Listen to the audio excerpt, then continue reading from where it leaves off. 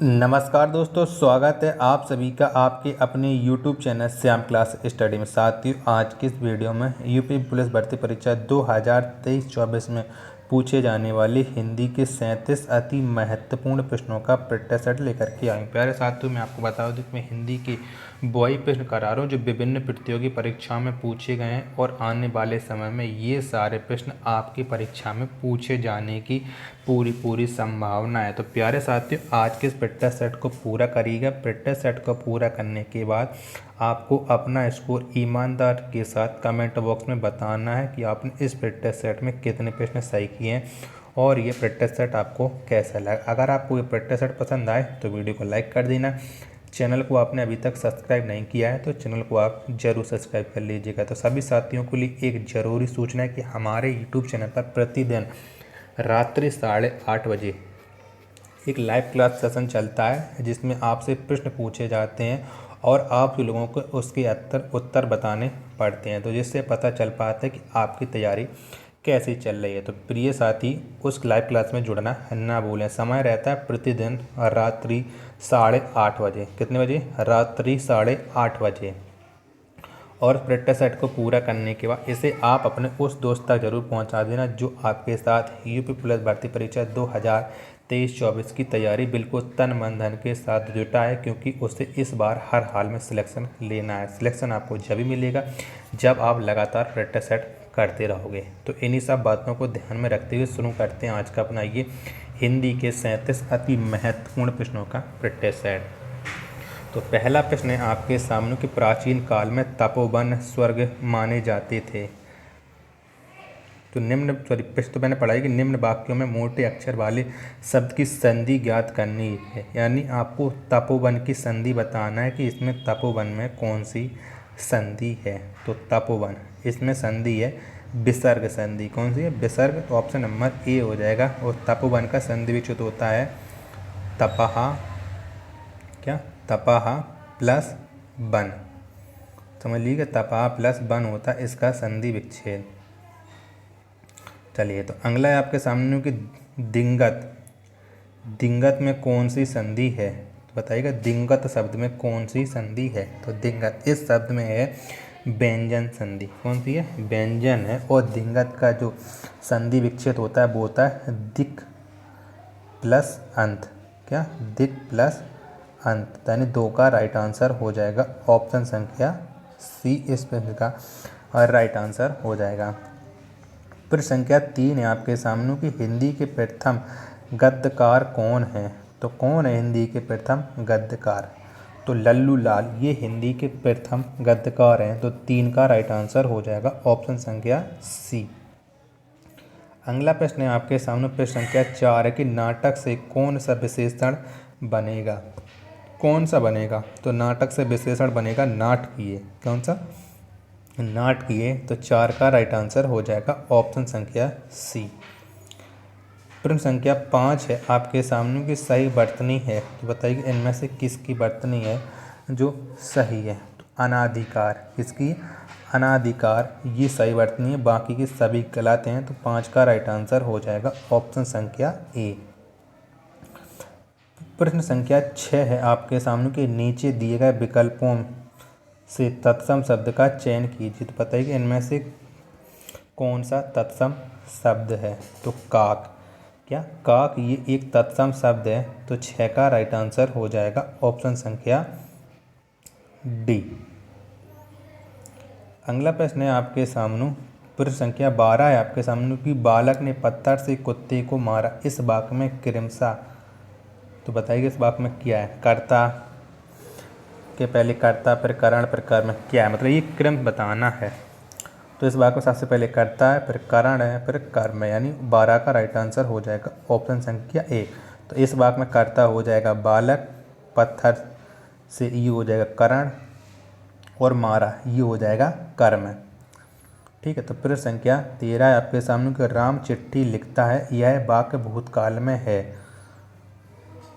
तो कैसा हो जाएगा? भूतकाल बताना है। तो राम चिट्ठी लिख चुका है, ये भूतकाल हो जाएगा। तो प्रश्न संख्या 13 का राइट आंसर हो जाएगा। ऑप्शन संख्या सी।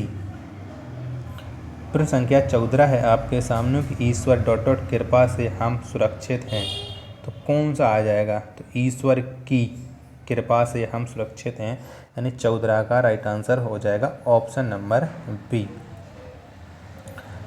प्रश्न संख्या निर्देश देगा प्रश्न संख्या 15-17 तक के लिए कि निम्नलिखित शब्दों के 4 अर्थ दिए गए हैं, आपको सटीक समानार्थक शब्द का चयन करना है। चलिए करते हैं। तो उपवन का समानार्थी कौन सा हो जाएगा सबसे सटीक? तो ये हो जाएगा बगीचा। क्या हो जाएगा?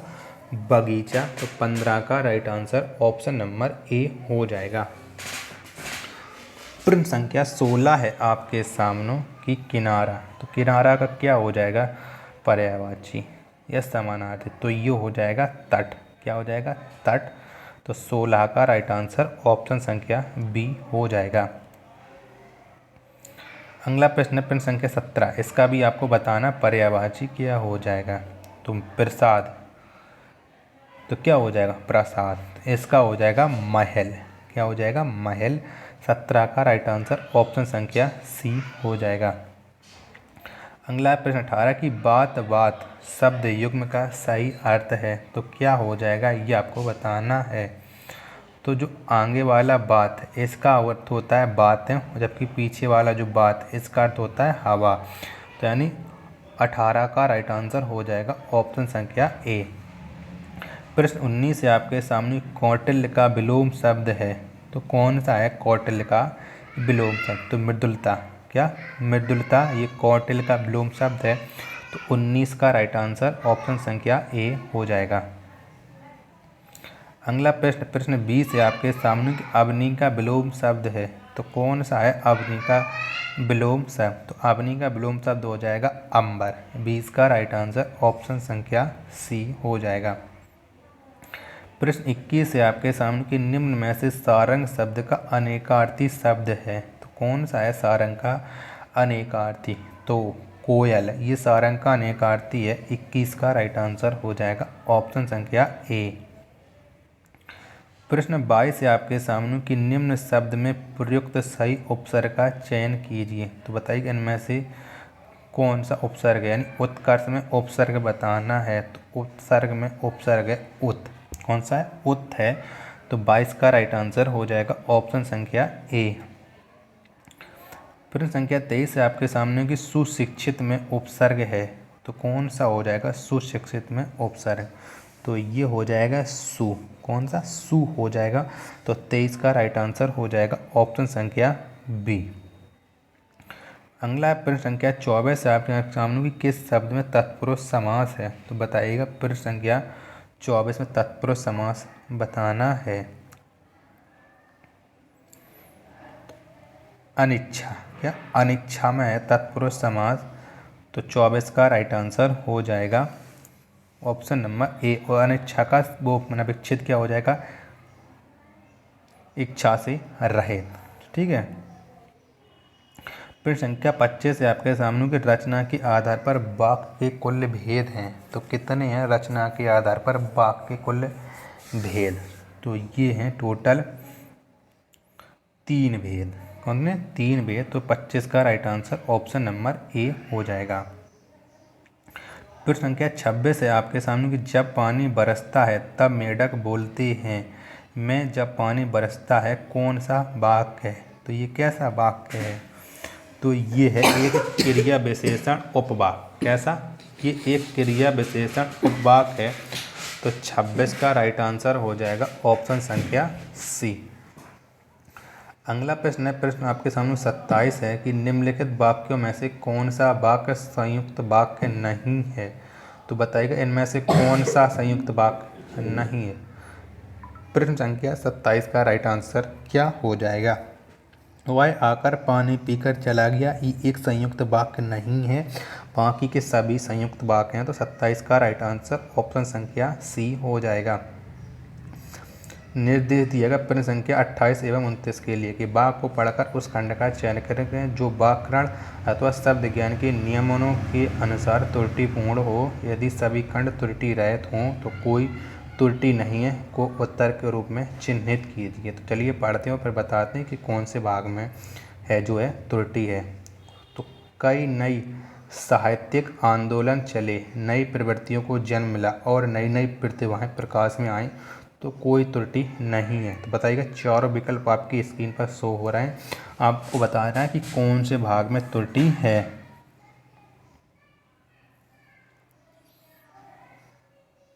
यहाँ पर देखो नई नहीं, यहाँ पर कई नए होना चाहिए थे। क्या? कई नए साहित्यिक आंदोलन चले, नई प्रवृत्तियों को जन्म मिला और नई नई प्रतिभाएं प्रकाश में, तब ये शुद्ध बन जाता। तो शुद्ध त्रुटि किस में हो गई? तो ऑप्शन नंबर ए वाले भाग में त्रुटि हो गई।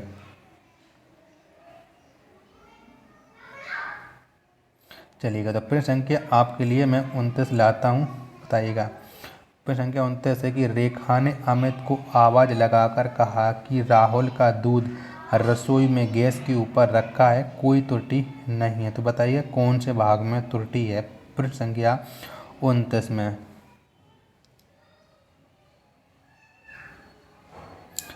तो यहाँ पर त्रुटि होना चाहिए था ऑप्शन नंबर बी में। देखो बी में त्रुटि क्यों? कि देखो जो की शब्द है ये अनावश्यक है, क्योंकि दिए गए विकल्प खंडों में बी में अव्यय संबंधी त्रुटि है, जिसका प्रयोग यहाँ अनावश्यक है। तो यहाँ पर ई नहीं आना था। तो 29 का राइट आंसर हो जाएगा ऑप्शन नंबर बी में। प्रश्न संख्या 30 है आपके सामने कि दिए गए वाक्यांश के लिए एक शब्द कीजिए। विशेष शासकीय पत्र जिसमें किसी व्यक्ति का उज्ज्वल पक्ष प्रतिपादित किया जाता है, तो कौन सा पत्र होता है? प्रश्न संख्या 30 का, तो वो पत्र होता है श्वेत पत्र। तो 30 का राइट आंसर हो जाएगा ऑप्शन नंबर सी।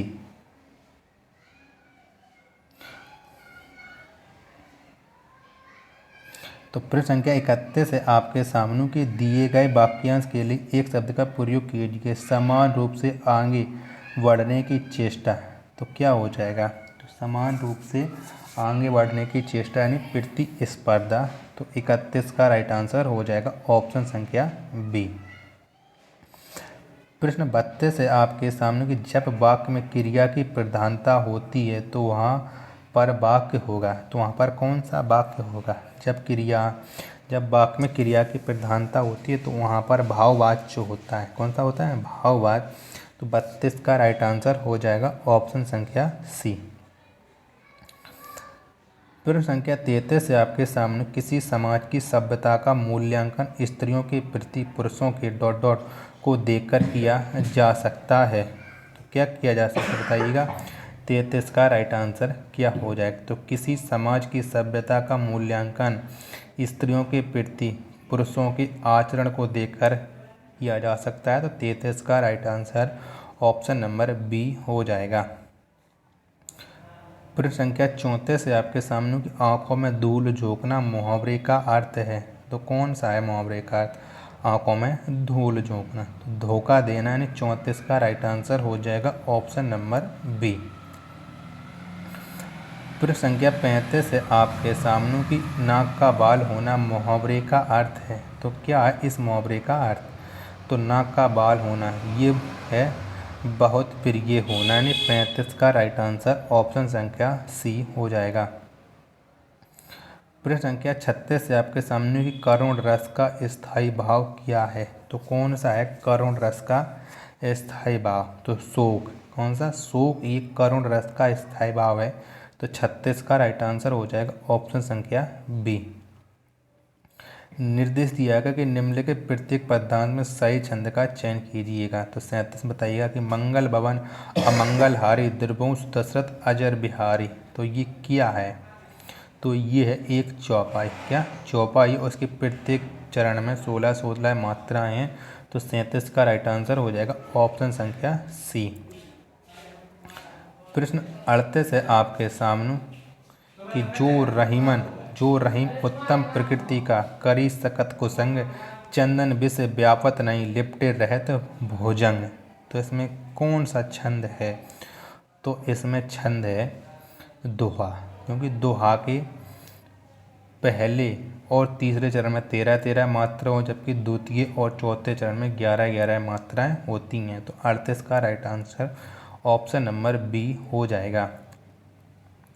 प्रश्न संख्या 39 है आपके सामने कि पापी मनुज भी आज मुख से राम नाम निकालते, इस काव्य पंक्ति में अलंकार है। तो कौन सा अलंकार है? तो इस पंक्ति में है विरोधाभास अलंकार। किसना?